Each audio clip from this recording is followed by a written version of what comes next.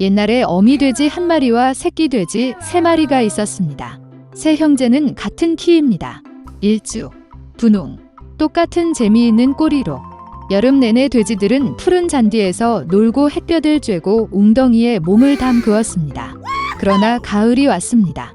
어느 날 어머니는 겨울에 대해 생각할 때라고 말씀하셨습니다. 그녀는 그들에게 큰 집을 지으라고 요청했습니다. 동생은 겨울이 아직 멀었다고 말했다. 중형은 필요할 때 자신의 집을 지을 것이라고 말했습니다. 그리고 형은 집을 직접 짓기로 결정했습니다. 남동생과 중형들은 게임을 하는 것 외에는 아무것도 하지 않았습니다. 매일 추워졌습니다. 남동생은 지프로 집을 짓기로 결정했습니다. 동생은 겨울에 초가집이 매우 추울 것이라고 생각했습니다. 그는 나뭇가지와 나뭇가지로 집을 짓기로 결정했습니다. 저녁이 되자 그들의 집은 준비되었습니다.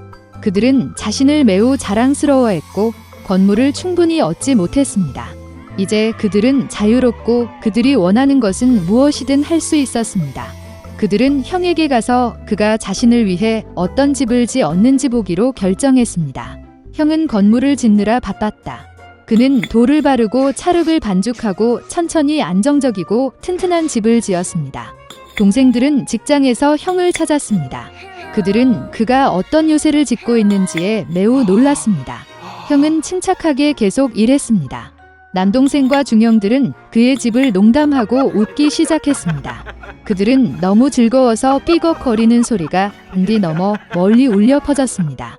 형은 늑대가 소리를 들을 수 있기 때문에 조용히 해달라고 요청했습니다. 남동생과 중형은 더욱 즐거워했습니다. 그들은 형이 겁쟁이라고 결정했습니다. 그리고 용감한 두 형제는 산책하러 갔습니다. 도중에 그들은 노래하고 춤을 추고 숲에 들어갔을 때 너무 큰 소리를 내며 소나무 아래에서 자고 있던 늑대를 깨웠습니다. 불만족스럽고 굶주린 늑대는 2마리의 멍청한 돼지가 비명을 지르는 곳으로 갔다.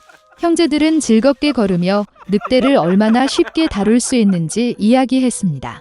그리고 갑자기 그들은 진짜 살아있는 늑대를 보았습니다. 그는 큰 나무 뒤에 서 있었습니다. 그는 매우 사악한 눈과 커다란 이빨을 가졌습니다. 형제들은 무서워서 야른 꼬리가 가늘고 가늘게 떨렸습니다. 늑대는 점프할 준비를 했습니다. 그는 이빨을 꺾고 오른쪽 눈을 깜빡였습니다. 새끼 돼지들은 갑자기 정신을 차리고 숲을 비명을 지르며 달아났다. 그들은 먼지 구름을 일으켜 각자 자신의 집으로 달려갔습니다. 남동생은 초가집으로 달려가 늑대 앞에 문을 두드렸다. 늑대는 으르렁거리며 문을 열 것을 요구했습니다. 동생은 두려움 때문에 한마디도 할 수 없었습니다. 그런 다음 늑대가 불기 시작했습니다. 가벼운 지붕은 즉시 초가집에서 날아갔습니다. 늑대는 숨을 크게 들이쉬고 2번째로 불고 초가집은 사방으로 날아갔다. 늑대는 기뻐하며 이빨을 꺾고 동생에게 덤벼들었다. 그러나 돼지는 능숙하게 피하고 달렸다. 그는 중동생의 집으로 달려갔습니다. 형제들은 스스로를 가두어 놓고 실망스럽게 서로를 바라보았습니다. 늑대는 화를 내고 불기 시작했습니다. 집이 약간 비스듬하다. 늑대는 2번째, 3번째, 4번째로 불었습니다. 하지만 그 집은 여전히 서 있었습니다. 늑대는 숨을 크게 들이쉬고 5번째로 불었다. 집이 흔들리고 무너졌습니다. 폐허 한가운데서 한동안 문 하나만 서 있었다. 공포에 질려 새끼 돼지들은 형의 집으로 달려갔습니다. 늑대가 그들을 뒤쫓았다. 그는 이번에는 돼지가 그에게서 도망치지 않을 것이라고 확신했습니다. 새끼 돼지는 큰 사과 나무를 치지도 않고 빠르게 지나갔다. 그리고 늑대는 사과로 그를 덮은 사과 나무를 돌릴 시간이 없었습니다. 딱딱한 사과 하나가 그의 눈 사이를 쳤다. 늑대의 이마에 큰 충돌이 일어났습니다. 이때 남동생과 중남동생은 형의 집에 뛰어들어 문을 조였다. 늑대는 문으로 달려가 으르렁거리며 문을 열 것을 요구했습니다. 동생들은 무서워서 아무 말도 할 수 없었습니다. 그리고 형은 그와 그의 형들이 단단한 석조집에서 두려워할 것이 없다는 것을 알고 있었습니다. 그러자 늑대는 더 많은 공기를 빨아들여 최대한 빨리 날렸습니다. 그러나 아무리 불려도 돌 하나도 움직이지 않았습니다. 그리고 나서 그는 고개를 들어 지붕에 크고 넓은 굴뚝을 발견했습니다. 그는 조심스럽게 지붕 위로 올라가 파이프를 내리기 시작했습니다. 돼지들은 졸졸 소리를 들었다. 형은 즉시 무슨 일인지 짐작했습니다. 그는 재빨리 물이 끓는 가마솥으로 달려가 뚜껑을 찢었습니다. 늑대는 파이프를 따라 내려가 가마솥으로 곧장 떨어졌습니다. 그의 눈은 이마까지 넓어졌다. 불에 타버린 늑대는 거친 포효와 함께 날아가 숲으로 달려갔다. 그리고 3마리의 작은 돼지는 그를 돌보았고 사악한 강도에게 교훈을 아주 교묘하게 가르친 것에 기뻐했습니다. 그때부터 형제와 어머니는 한 지붕 아래에서 함께 살기 시작했습니다. 여왕은 아름다운 성에서 살았습니다. 그녀는 꿈꾸던 딸이 있었습니다. 그 아이는 검은 머리에 백설공주의 피부를 가졌습니다. 따라서 그들은 그녀를 백설공주라고 불렀습니다. 여왕은 곧 죽었습니다. 왕은 오랫동안 슬퍼하지 않았고 1년 후 새로운 여왕을 궁전으로 데려왔습니다. 그녀는 아름다웠지만 화가 났습니다. 여자는 마법의 거울을 가져왔습니다. 매일 그녀는 그에 대한 그녀의 반선에 감탄하고 그에게 똑같은 질문을 했습니다. 누가 세상에서 가장 아름답습니까? 거울은 항상 진실만을 말해왔습니다. 따라서 정직하게 여왕의 아름다움을 칭찬했고 여자는 행복으로 빛났다. 백설공주는 자랐고 매년 그녀의 아름다움은 더 밝아졌습니다.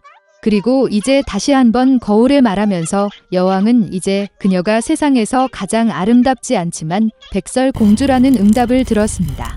여왕은 자신의 궁전에서 이것을 견디지 못할 것입니다. 그녀는 충실한 하인에게 공주를 뚫을 수 없는 덤불로 이끌고 죽이라고 명령했습니다. 그러나 하인은 여왕을 위해서도 달콤한 소녀를 죽일 수 없었습니다. 그는 공주를 어두운 숲으로 데려와 그녀를 놓아주었습니다.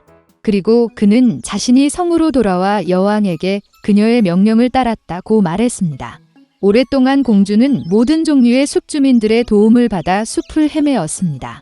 백설공주는 그들에게 매우 친절해서 강한 친구가 되었습니다. 저녁에 공주는 우연히 작은 집을 우연히 발견했습니다. 그녀는 그것에 들어가 집에 아무도 없다는 것을 알았습니다. 테이블은 7인용으로 침실에는 7개의 유아용 침대가 있습니다. 그리고 이 집의 모든 것이 아주 작았습니다. 따라서 백설공주는 여기에 7명의 작은 사람이 살고 있음을 깨달았습니다. 길고 힘든 여정 끝에 그녀는 침대 중 하나에 누워 잠들었습니다. 7 난장이는 밤 늦게 집으로 돌아왔습니다. 예상치 못한 손님의 등장에 크게 놀랐다. 잠자는 백설공주는 너무 매력적이어서 드워프들은 그녀를 잠들기로 결정했고 그녀를 깨우지 않았습니다. 아침이 왔다. 백설공주가 일어나서 7 난장이를 보고 무서워했습니다. 그러나 그들은 그녀에게 애정이 있었고 소녀는 그녀의 문제에 대해 이야기했습니다. 그들은 즉시 백설공주를 좋아했고 난쟁이들은 그녀를 그들과 함께 머물도록 초대했습니다. 또한 그녀는 요리, 씻기 및 청소와 같은 집을 돌보는데 동의했습니다. 매일 아침 난쟁이들은 산으로 가서 금과 보석을 채취하고 밤늦게 돌아왔습니다. 일하러 나가는 그들은 백설공주에게 그녀가 사악한 계모를 두려워하고 낯선 사람들에게 문을 열지 않았다고 경고했습니다. 이때 여왕은 평소와 같이 비밀실로 가서 마법의 거울과 이야기를 나눴다.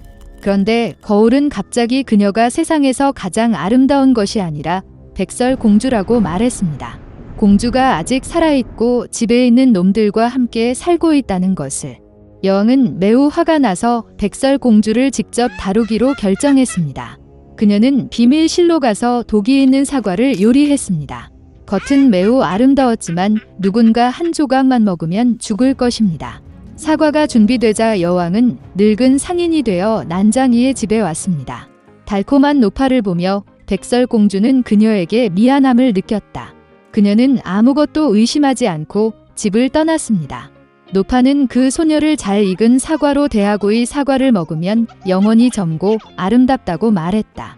백설공주는 그녀를 믿었고 사과를 물자마자 죽어 숨을 멈췄습니다. 만족스러운 여왕은 궁전으로 갔습니다. 저녁이 되자 드워프들은 퇴근하고 백설공주가 바닥에 누워있는 것을 보았습니다. 그녀는 숨을 쉬지 않았습니다. 그들은 너무 큰 소리로 흐느끼고 애통해 근처 숲에서 사냥을 하고 있는 잘생긴 왕자가 그들의 외침을 들었다. 모든 동물을 두려워하는 어떤 종류의 울부짖음이 그에게 흥미로워졌습니다.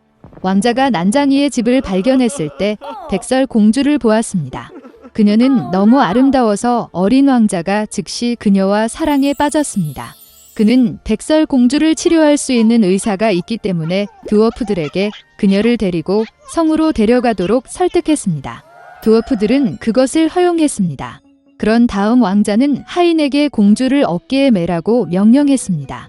그리고 그들이 그녀를 안고 있을 때 하인들이 덤불을 우연히 발견하고 뇌진탕으로 백설공주의 입에서 독사과 한 조각이 떨어져 깨어났습니다.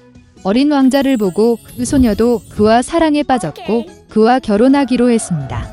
그들은 또한 사악한 계모를 결혼식에 초대했습니다. 백설공주가 아직 살아있고 이제 길고 행복한 삶이 그녀를 기다리고 있다는 분노로 여왕은 마법의 거울을 깨고 다시는 보지 않았습니다.